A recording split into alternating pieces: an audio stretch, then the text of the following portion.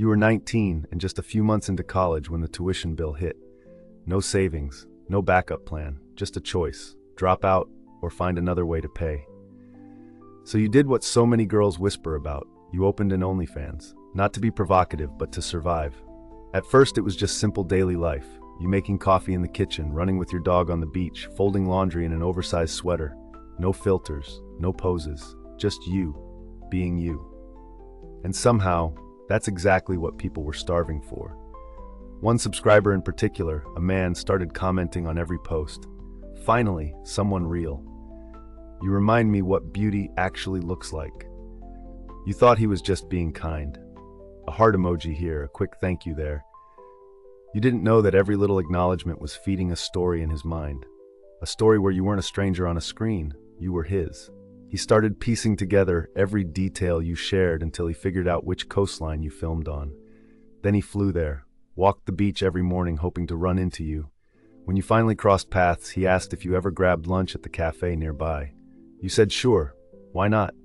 It was just lunch, 30 minutes, a sandwich, a casual laugh. For you, it ended there. But for him, that was the moment the fantasy became solid. It wasn't lunch, it was a promise. What you didn't know is that long before he ever found your page, he had already lost everything.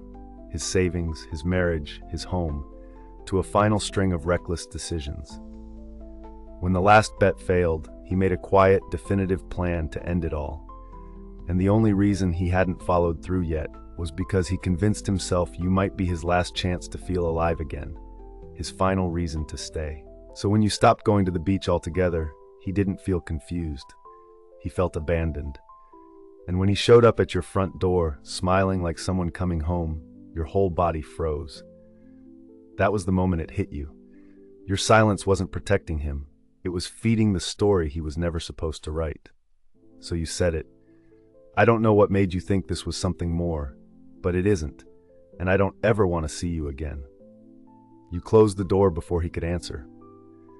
That night he went back to the beach and left a note blaming you for leading him on, for making him believe in something that never existed. Then he walked into the water and never came back. For a long time you carried the weight of that moment, wondering if one honest sentence was what pushed him over the edge, wondering if silence would have been kinder, until one day you realized it wasn't your truth that hurt him. It was the fantasy he created before you ever spoke it. You didn't plant the story, you just refused to keep watering it. And that wasn't cruelty, that was mercy.